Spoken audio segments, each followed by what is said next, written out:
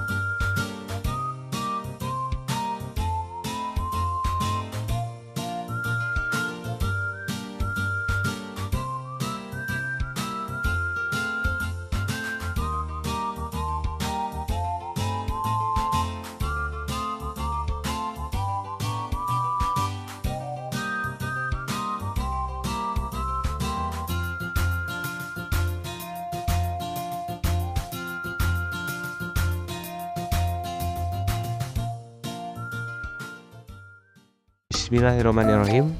Baik sobat, kali ini saya akan berbagi pengalaman tentang budidaya tanam atau berkebun di lahan sempit yang alhamdulillah bagi saya sendiri itu cukup menjanjikan. Yang akan saya bahas kali ini adalah tanaman Horenso atau bahasa lokalnya disebut bayam Jepang. Ada juga yang bilang ini tuh poleng. Apa sih tanaman Horenso itu? Tanaman Horenso adalah salah satu tanaman komoditas hortikultura yang tergolong dari tanaman sayuran daun yang memiliki potensi besar karena bisa ditanam dengan teknologi sederhana dan bercepat panen. Disebut teknologi sederhana karena tidak membutuhkan alat khusus atau sama dengan tanaman sayuran lain pada umumnya. Hanya saja lebih bagus atau baiknya tanaman ini ditanam di bawah atap greenhouse. Termasuk tanaman yang cepat panen karena Horenso ini hanya membutuhkan waktu kurang lebih 30 sampai 45 hari setelah tanam. Gila, cepet banget ya. Sama aja ibaratnya kayak kita punya gajian per bulan gitu, Ceng. Nah, sekarang kita bahas bagaimana sih cara dan tahap ke tahap pemeliharaan tanaman tersebut, serta apa saja alat-alat yang dibutuhkan. Nah, mari kita rangkum dalam pembahasan singkat kali ini. Oke. Pertama, kita sediakan atap greenhouse.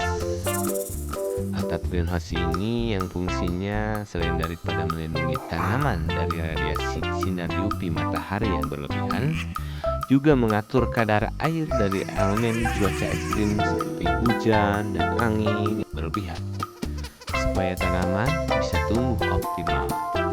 Nah, selanjutnya untuk media tanam dasar, tak lebih dari kebutuhan tanaman sayuran pada umumnya.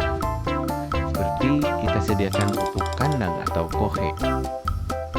antara lain bisa memakai kohe kelinci, kohe ayam, kohe sapi, kohe kambing, dan lain-lain. Setelah itu, guludan yang telah ditaburkan kohe tadi baiknya dikubur serta ditutupi memakai plastik mulsa. Lalu dilubangi sesuai kebutuhan tanaman tersebut. Dan biasanya jarak antara lubang untuk penanaman horenso ini adalah 25 cm per pohon. Jadi dari pohon ke pohon itu jaraknya kurang lebih 25 cm. Sisi lain dari tahap tersebut, kita bisa tabur benih sesuai lahan atau banyaknya kebutuhan yang akan kita tanam nanti. Nah, cara dan tahap penaburan benih akan saya bahas di video saya nanti. Alangkah baiknya juga sobat semua berkenan untuk mensubscribe channel saya ini agar bisa lebih berkembang lagi. Dan untuk tahap-tahap selanjutnya, tak jauh dari pemeliharaan tanaman sayuran pada umumnya, seperti memberikan pupuk kimia secara pengecoran hingga penyemprotan pestisida sesuai dengan kebutuhan dan kondisi atau kendala hama penyakit tanaman yang terlihat di lapangan. Kalau untuk pengecoran pupuk senyawa kimia itu sendiri, saya di sini biasanya mulai dari 7 hari setelah tanam. Itu saya lakukan sebanyak 3 kali dari kelipatan 7 hari hingga waktu panen tiba. Dan untuk penyemprotan pestisida sendiri, saya mulai melakukan penyemprotan fungisida bersifat sistemik mulai dari 5 hari setelah tanam guna memperkuat daya tahan tanaman dari datangnya penyakit tanaman yang berasal dari cuaca ekstrim. Namun, sebab semua tanaman juga membutuhkan air yang akan diserap oleh akar secara berkala, oleh begitu pun pada tanaman horenso. Nah, karena kita menanamnya di bawah atap greenhouse, mau tidak mau kita harus secara rutin menyirami tanaman horenso tersebut. Nah, paling tidak sehari sekali, minimal selang 1 hari atau secukupnya. Kurang lebih seperti itu, dan setelah kurang lebih 30 hari kita dapat menilas horenso tersebut untuk dipanen dan menjualnya ke pengepul untuk meraup untung. Untuk bobot horenso itu sendiri rata-rata per kilogram itu ada yang 7 sampai 10 pohon.